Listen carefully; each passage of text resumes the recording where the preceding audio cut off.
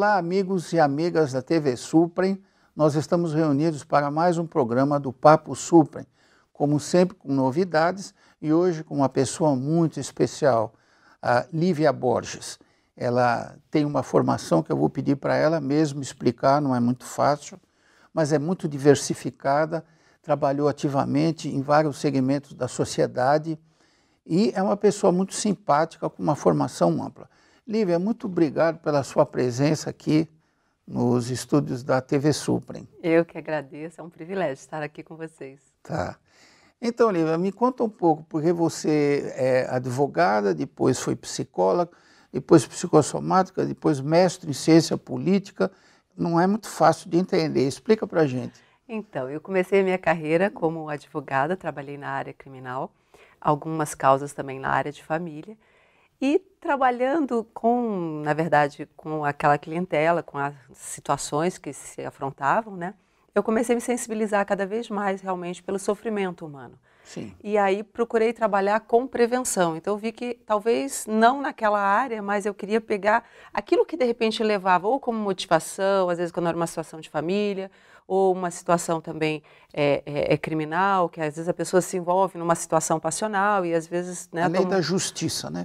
Exatamente. Então eu queria ver alguma coisa que pudesse anteceder a esses fatos e atuar como prevenção, né? É claro que depois, trabalhando com prevenção, a gente vai vendo os diferentes níveis de prevenção, que aí existe a questão do antes, né? A questão quando o fato está ocorrendo e a questão também do depois, né? Então eu fui trabalhar com tudo isso. E aí fui fazer realmente o curso de psicologia, depois já de quase 10 anos na advocacia. Aí realmente fui deixando a advocacia de lado. Trabalhei um pouco, inclusive, com arquitetura também, essa parte do sensível, né? E aí fui estudando, né, psicologia, fazendo curso, enfim, me preparando para realmente trabalhar no atendimento às pessoas. Mas você não atendia as pessoas de casos de advocacia como psicologia? Como é que é? Você orientava? Não, não. Quando eu trabalhei realmente como advogada, só na advocacia. E depois, quando fui trabalhar na psicologia, eu não fiz a psicologia jurídica, não. Ao contrário, eu fui fazer psicologia clínica, trabalhei primeiro com crianças, adolescentes, adultos. Então, não misturei as duas áreas, não. E você deixou a advocacia? Sim, deixei a advocacia há muitos anos que realmente não exerço, mas utilizei aquilo que foi realmente a base da minha formação para ter um olhar diferente sobre a sociedade, sobre aquilo que a população necessita. Então, aí comecei a me interessar por políticas públicas. Sim. E aí fui fazer o mestrado em ciência política também. Só que antes disso tinha feito uma especialização em psicossomática. Que é uma extensão da psicologia, não? Não, mas é uma parte importante que dá um olhar assim para a gente poder compreender assim que razões, né, levam o adoecer. Na verdade, é uma continuação daquilo que me motivava na advocacia, quer dizer, entender também o adoecer social. Então, eu olho esse adoecimento de uma maneira mais ampla, tanto como indivíduo, tanto como sociedade. Então, por isso que eu consigo reunir as duas coisas. Ah, sim. E como é que foi a trajetória na parte social e de direitos humanos, etc? Sim, aí comecei a trabalhar com prevenção ao abuso sexual de crianças. Fiz, inclusive, um trabalho voluntário para a Polícia Militar na época. Treinei vários profissionais, tanto da área de saúde, quanto da área de educação, quanto da área de segurança pública. Aonde você treinou? Na Polícia Militar. Fiz alguns trabalhos na Universidade Católica, na época que fui professora também lá. Inclusive, na época, era o curso de tecnólogo dos policiais militares, eles faziam lá. Aula do quê na Católica? Dei aula de abordagem sociopsicológica do crime e da violência, dei aula de psicologia organizacional, enfim, entre outras disciplinas. Inclusive, fui responsável por um laboratório de relações humanas que nós trabalhávamos, inclusive, essas questões com os profissionais de segurança pública. Então, né, até o olhar diferenciado. Então, ali, às vezes, a gente tinha situações que no mesmo laboratório tínhamos civis e tínhamos militares. E a gente lidava com esse preconceito que havia entre uns e outros, né? Então, fizemos pesquisa de campo para que eles pudessem ouvir na perspectiva como, na verdade, como estudantes que eram, mas como a sociedade os via. E isso foi de uma riqueza muito grande, muito grande. Então, isso é uma forma da gente poder aproximar esses públicos, que na verdade o policial, a sociedade, na verdade, é a clientela dele. Claro, né? claro. Então, quando você aproxima também esses feedbacks, porque às vezes um sabe do outro, mas não sabe quais são as motivações, quais são as dificuldades. Então, quando você aproxima, você consegue realmente diminuir o preconceito e potencializar a efetividade. Sim, e também falta diálogo, né? Exatamente, falta diálogo, né? Então, a proposta foi essa, né? Quer dizer, você sempre trabalhou numa linha voltada para direitos humanos, não violência, Exatamente, sempre isso. É claro que eu tinha também uma atuação, como continuo tendo, na área clínica. Mas... Você trabalhou em consultório? Sim, continuo trabalhando até hoje em psicoterapia. Ah, é? Individual ou em individual, grupo? Individual. Faço alguns trabalhos em grupo, não é terapia de grupo, mas acaba sendo extremamente terapêutico, porque eu trabalho alguns temas, então eu proponho, de repente, às vezes, ou 1 ano, ou 6 meses, ou 2 meses, um tema específico, reúno um grupo. E essa troca, esse diálogo também, quer dizer, as pessoas, na verdade, elas facilitam a cura umas das outras, sabe? Quando elas conseguem perceber que aquele problema que ela vivencia, o outro também vivencia em um grau diferente. Então, às vezes, respostas que um utilizou podem se completam. Então, a pessoa já não se sente mais sozinha, porque a tendência é a pessoa achar que só ela vivencia. Ela é problemática. Né? Exatamente. Ou que só ela vivencia aquilo, né? Que alívio, né? Que alívio. Completando esse bloco, você é casada, tem filhos? Sou casada, tenho uma menina linda de 7 anos com síndrome de Down, que é um desafio também para a gente trabalhar a inclusão. Né? Então, é uma outra vertente também. Outro aprendizado. Do meu trabalho é exatamente reforçar essa questão da inclusão na prática, não na teoria. Bem, nós estamos chegando ao final do primeiro bloco, mas como vocês perceberam, não é muito fácil sintetizar a vida da professora Lívia Borges. Nós vamos fazer um breve intervalo e voltaremos conversando sobre todos esses assuntos. Voltamos já.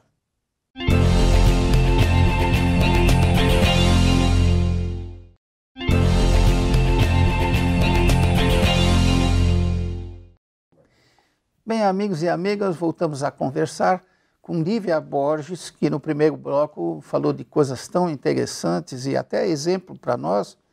E eu queria me deter nesse bloco com um assunto que faz parte da sua prática, é sobre a violência. Quer dizer, a gente vive num mundo que a violência aumenta e os direitos humanos estão cada vez mais atuantes no sentido de deter isso, mas qual é, assim, a sua visão ou até explicação, você que trabalha efetivamente com a violência, com pessoas que passaram por dificuldades? Interessante que às vezes a gente vê, tanto por um lado, a banalização da violência, a violência chegando à nossa casa de um jeito até... aceitável, né? Exatamente. Então as pessoas estão ficando muito passivas, naturalizando isso como uma coisa normal, e isso não é uma coisa normal, isso é uma coisa que acontece, mas não é uma coisa aceitável. Então, as pessoas estão sendo tolerantes demais com coisas que não deveriam ser tolerantes. Por outro lado, aqueles que negam essa violência, não veem essa violência como se aquilo não existisse. Uma coisa é você lidar com pessoas que vivenciaram essa violência totalmente desestruturadas e você está ali como um amparo para potencializar nessas pessoas a descoberta delas com relação a valores, a potencialidades, né? Que possam fazer frente a essa história, ressignificá-la, enfim. E você estar inteiro ali. Agora, outra coisa é você fantasiar que não sente essa violência, que não vivencia e não fazer nada, tomar uma atitude passiva, omissa, como isso não te dissesse a respeito.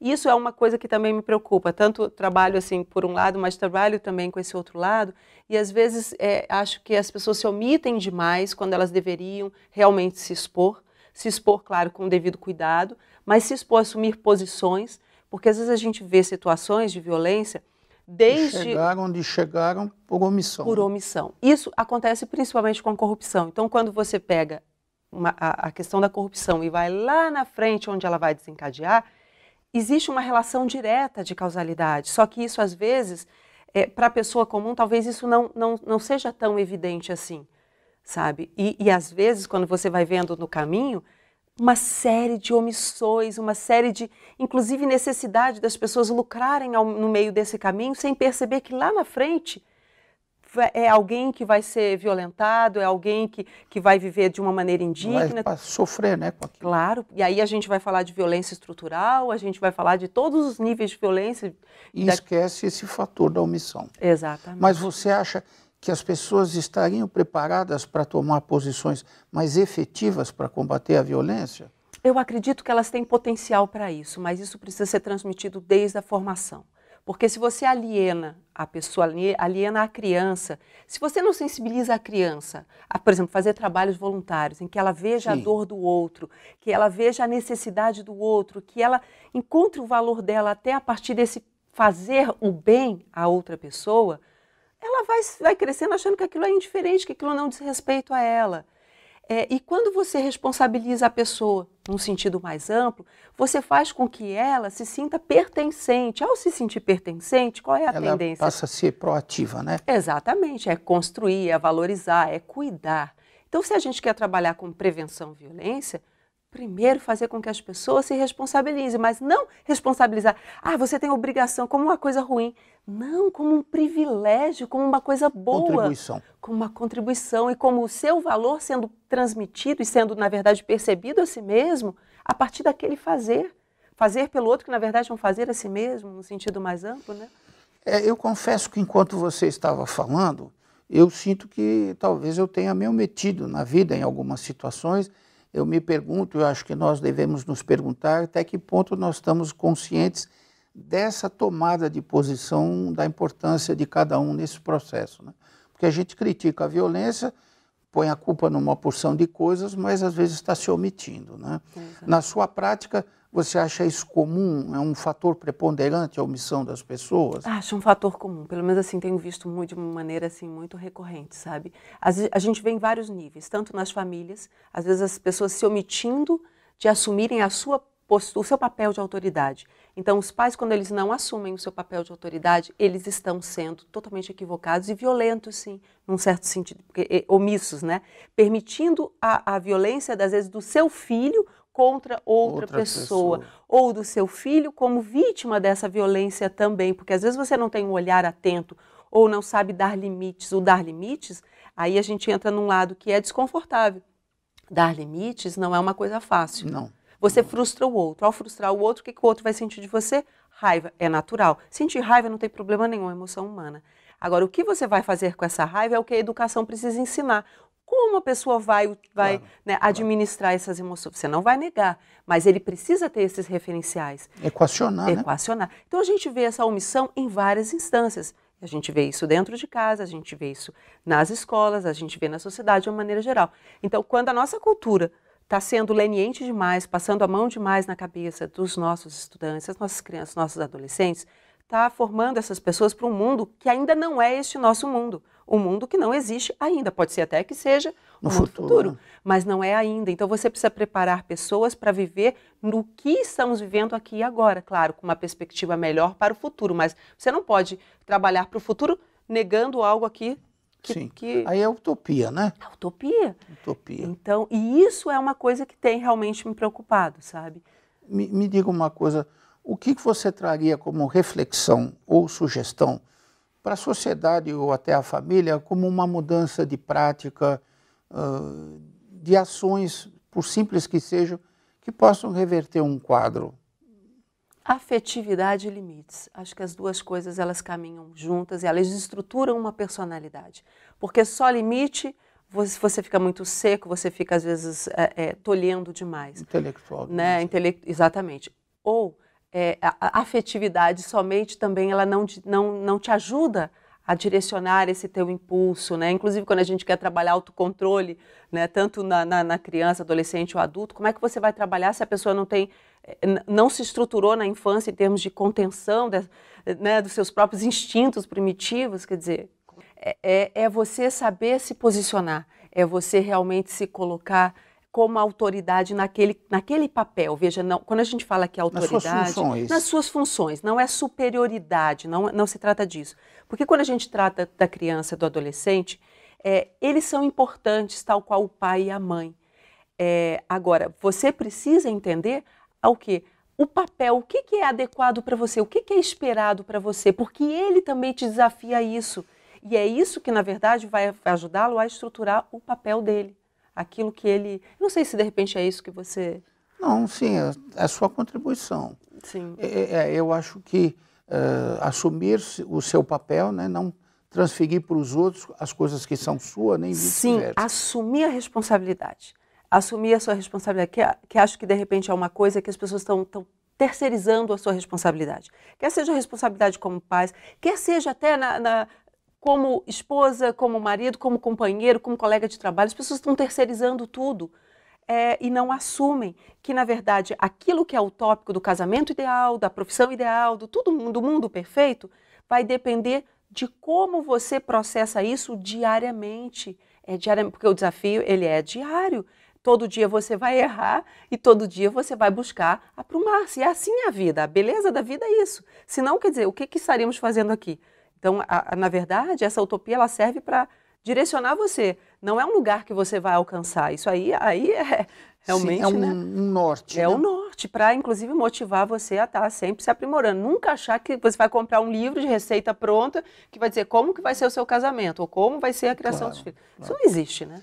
Eu li uma frase no Ocidente que diz que é melhor cumprir mal os seus deveres do que cumprir bem os deveres dos outros, né? Sim, isso aí é fantástico, porque, inclusive, no Bhagavad Gita, né, ele fala claramente sobre isso. E isso entra naquela questão que você tocou no início, né, a questão da omissão, que é algo que me preocupa também. Então, às vezes, as pessoas não querem assumir esse papel porque desvalorizam, ou porque não acham que aquilo é tão importante com aquilo que o outro está fazendo. Aí que as pessoas se enganam. Tudo é importante, tudo é essencial. Bem, a discussão é ampla e muito rica, nós vamos fazer um breve intervalo e voltaremos a falar com a professora Lívia Borges no próximo bloco. Voltamos já.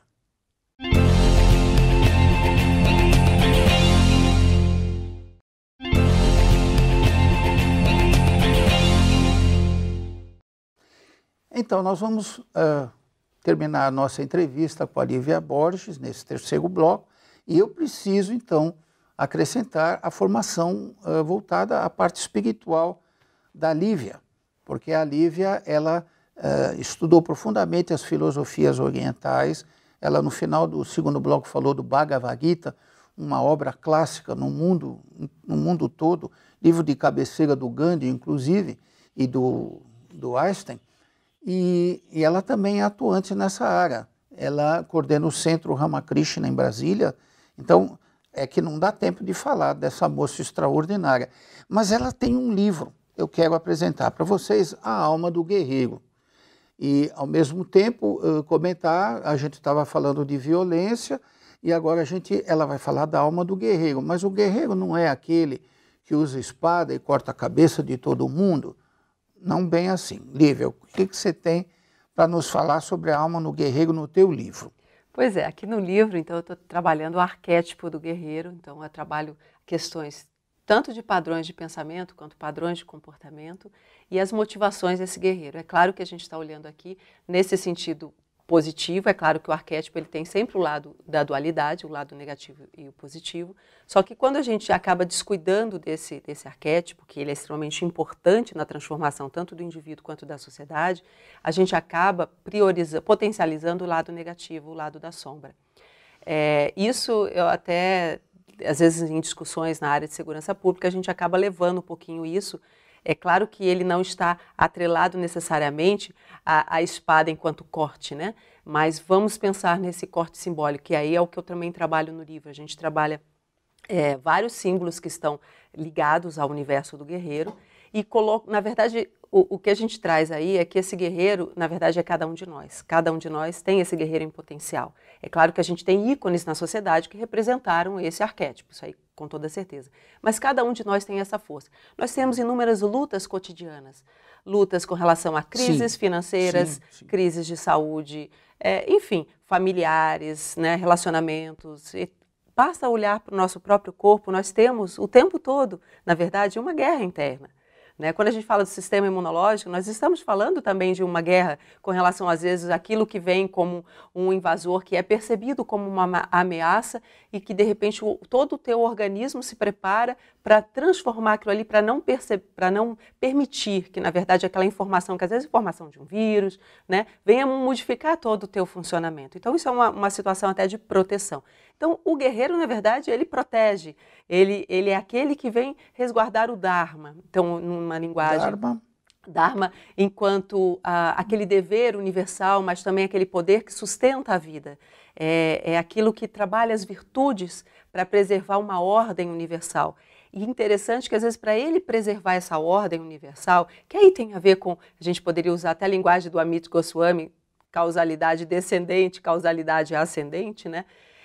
Na verdade, ele vem para, às vezes, questionar uma ordem injusta, né? Quando um povo está sendo subjugado, quando você está num relacionamento opressor, que a pessoa te oprime, você utiliza essa força para sair dessa situação de opressão. Então, às vezes não necessariamente com violência. Não necessariamente. Porque a gente associa guerreiro a seres violentos. Exatamente. Né? Então, inclusive, é um medo que as pessoas têm quando a gente trabalha de cultura de paz. Veja, eu trabalho cultura de paz. E às vezes eu vejo algumas pessoas com medo de utilizarem essa expressão e tentarem nivelar tudo, né? Ignorando que existem papéis na sociedade que são necessários e na sua própria vida, posturas que você precisa ter em determinados momentos e que não necessariamente invalidem aquela paz, ao contrário, preservam aquela paz. A gente pode até voltar ao exemplo de Cristo. Quando ele chega e os mercadores estavam fazendo comércio no templo, veja, fazer comércio no templo é algo inadequado, inconcebível. Sem propósito. Sem propósito. O que ele faz? Ele joga tudo, ele quebra tudo, ele expulsa aquilo, ele dá um basta, ele dá um limite. Veja, as pessoas às vezes não se recordam que ele, um grande, né, pacificador, fez isso, mas por quê? Ali era adequado. Aí que tá, aí vem a questão da adequação. É mais indignação do que violência, né? Sim, sim, sim. E a adequação, você está dando um limite, está dando um basta. É até pedagógico, né? Pedagógico. Imagina a mãe que não dá limite ao filho, que não mostrar para ele, de repente, o que é certo e o que é errado. É claro que depois, mais à frente, você pode até relativizar, mas nos primeiros anos da infância, se você relativizar, você está prejudicando a formação dessa Sim, porque criança. A pessoa não tem valores bem formados, né? Sim, aí exatamente. Fica no vale tudo, Fica né? no vale tudo. Porque depois, quando você entra na dimensão do pensamento abstrato, aí sim você pode relativizar. E é relativizar com consciência. Não é relativizar... Conhecimento. Com conhecimento. Não é relativizar para satisfazer o teu ego, né? O teu egoísmo, tuas necessidades individuais. Não se trata disso. Eu gostaria que a gente comentasse um pouco o sentido do arquétipo, né? Porque o Jung foi o pai da criança, né? Arquétipo seria uma forma universal. Sim. Que a gente tem introjetado. Isso, de valores, de posturas, de atitudes, de modo de pensar, de modo de processar a informação. Então, esse arquétipo do guerreiro, ele, na verdade, reúne determinadas características que são necessárias para a autotransformação. Então, quando a gente vem assim, sistemas opressores, quer seja de educação, quer seja de religião, quer seja de cultura, quer seja, né, a sociedade, sistema político, que seja, você vai precisar dessa força para modificá-la. Ou um conceito sobre si mesma. Então, aquela pessoa que tem uma dificuldade com relação à autoestima, que se sente menos do que todo mundo, inferior a todo mundo, enfim, isso é um conceito que ela tem. E ela vai precisar dessa força para modificar esse conceito, para romper. Ou então, sabe, quando as pessoas utilizam uma religião de uma maneira distorcida, assim, muito supersticiosa, e elas ficam com medo, não pode fazer isso porque senão vai acontecer aquilo.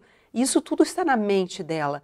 Então, ela também precisa dessa força para poder vencer essas ameaças que são mentais. Quer dizer, muitas vezes, processos na vida da pessoa impedem a expressão dos arquétipos, né? A timidez, o medo e outra coisa, a pessoa não aciona um princípio... Isso, ou até utiliza, mas permite o lado negativo dele, né? Então, às vezes, por exemplo, com relação ao arquétipo do guerreiro, o que seria o negativo? Quando ele passa, na verdade, a oprimir, ele utiliza essa força, na verdade, para ganhos pessoais, que, na verdade, é uma distorção, porque o guerreiro, ele associa o pessoal com aquilo que na verdade, é o o social, aquilo que as pessoas que ele ama. Então, claro que ele vai expandindo também a sua consciência para incluir mais pessoas. Então, qual seria o sentido do arquétipo do guerreiro universal? Você poderia olhar e achar que, por exemplo, Krishna era guerreiro, né? Sim. Você pode olhar que Jesus Cristo também era um guerreiro. Ele revolucionou. Então, olhando nesse sentido, é guerreiro neste sentido, de você fazer frente a realmente uma situação que é completamente distorcida. Um estado de coisas deteriorado, né? Exatamente. Então, vem restabelecer uma ordem que tem a ver com o sagrado, com o divino. Aliás, todos eles, né? Buda fez a mesma coisa, Sim. teve que enfrentar a ortodoxia do hinduísmo, Sim. Jesus dos judeus e das sinagogas, né? Porque tanto Buda quanto Jesus, na época que viveram, as religiões também estavam supersticiosas ou então distorcidas, equivocadas, né? Era muito achatada, né? Muito Exatamente. voltada para uma massa ignorante, né? Exatamente. Bom, e assim, qual que é a mensagem que você deixa no livro A Alma do Guerreiro? Muitas mensagens. A questão, inclusive, da resiliência, né? Olhando assim num sentido de que nós precisamos... Explica um pouco a resiliência, a capacidade... Essa capacidade, né, que a pessoa tem realmente para sobreviver às situações, para se adaptar rapidamente a elas. Não se entregar. Não se entregar, dar novos significados, inclusive ser um estímulo para que outras pessoas também possam sobreviver. E aí no livro a gente utiliza, inclusive, algo que é falando sobre as tendências, as 3 tendências, né, com relação aos gunas, né, do hinduísmo, né? Tendências, então, à inércia, tendência à atividade que aí pode ser uma atividade controvertida, ou ao equilíbrio, à harmonia entre elas. E, claro, cada uma delas vai estar dentro de você, tentando ocupar o poder da sua consciência. Aí cabe a nós perceber qual é para você modificar e fazer um bom proveito delas. Olha, nós estamos chegando no fim do 3º bloco. É uma pena, a gente tem que te entrevistar de novo. A Lívia Borges é uma pessoa extraordinária, o convívio com ela muda a gente. Eu queria te deixar as palavras finais dessa entrevista. O que você quer dizer para nós? Primeiro, agradecer tua vinda aqui, né? E o que você quer deixar para nós?